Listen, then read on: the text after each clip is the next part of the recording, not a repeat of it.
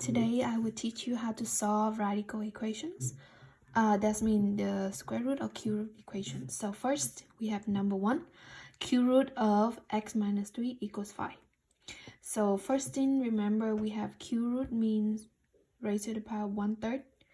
So x to the power 3 raised to the 1/3. In order to make it gone, to make the radical gone, you need to multiply by 3. Right, because 3 times 1/3 is 1.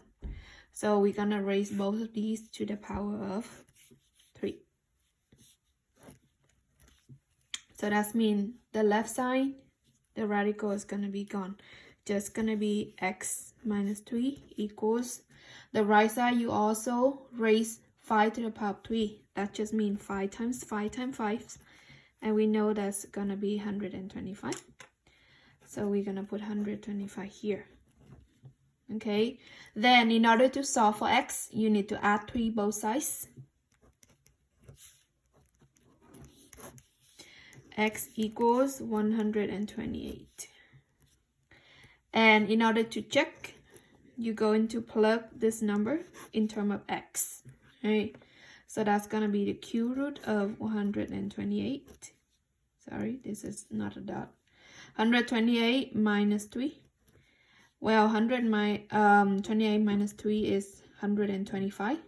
So cube root of 125 is 5, which is correct. Okay. Next problem is similar type.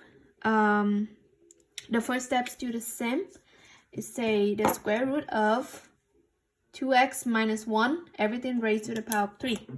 So in order to get rid of the cube root, then we're going to raise to the power of 3. Alright, so raise to the power of 3 on both sides. 3 to the power of 3 is 27. And then this one, if you raise to the power of 3, then the root will be gone. 2x minus 1 equals 27. Then the next step, you just proceed to solve for x. So you're going to add 1 both sides. 27 plus 1 gives you 28. And then this side is gone. It comes 0. 2x. Bring it down. Equals 28. Now, in order to solve for x, you need to get rid of 2. Opposite of 2 times is divided by 2.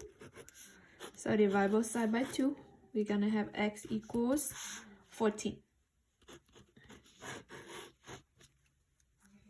Alright, so that is how you solve for radical equations.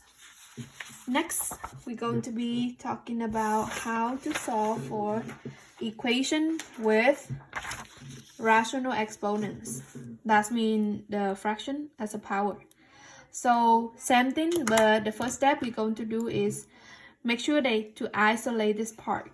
Right, this look complicated, so we're gonna isolate it. We're gonna get rid of the minus 2. So first step, we're going to do opposite of minus 2 is plus 2. Add 2 both sides. Remember, whatever you do to one side, do the same to the other side of the equals. Okay, 0 plus 2 is 2. Then we're gonna bring this one down to the 1/3. Okay, just like the previous example, in order to get rid of the 1/3, we're going to raise to the reciprocal, right? So opposite of 1/3 we have is 3. So that means we're gonna raise this everything to the power of 3, because 1/3 times 3 will be 1, right? So we will get rid of the fraction here. So we have x plus 2 equals 2 raised to the power of 3. That's 8. X plus 2 equals 8. So now we don't have anything with the parenthesis. It's just gonna be without the parenthesis, right? The same like this. So subtract 2 both sides.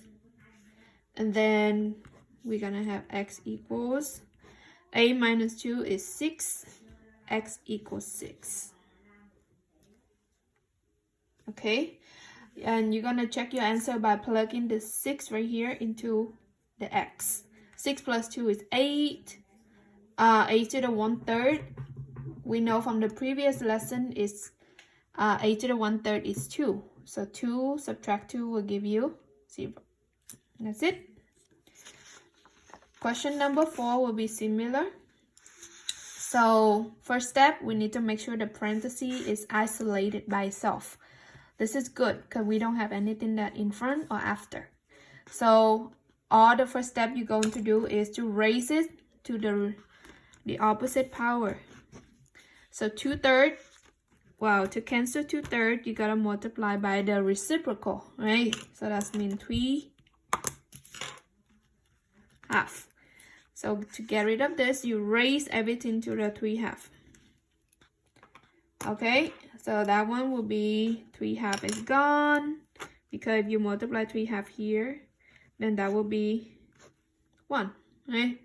So all you have to do is raise that 4 to the 3/2, x plus 5 on this side, because raised to the power of 1, we don't need to write anything. So that's just gonna be x plus 5 equals 4 to the power of 3/2. It just means the square root of 4 to the power of 3. Okay, square root of 4 is 2 to the power of 3.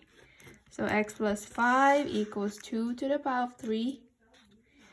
2 to the power of 3 is 8. So that's just gonna be x plus 5 equals 8. The number that add 5 give you 8 is gonna be 3. X equals 3. Okay, if you're wondering how did I get 3 from here, then really I just gonna subtract 5, right?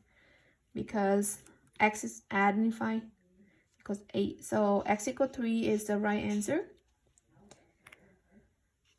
And if you check, you're going to plug in 3 into the x right here. 3 plus 8, 5 is 8. 8 to the 2/3. Okay, check right here. That's gonna be 3 plus 5 to the 2/3. 3 plus 5 is 8 to the 2/3. That's the same as root 3 of 8, everything square. As root 3 of 8, it's just gonna be 2. 2 squared would be 4.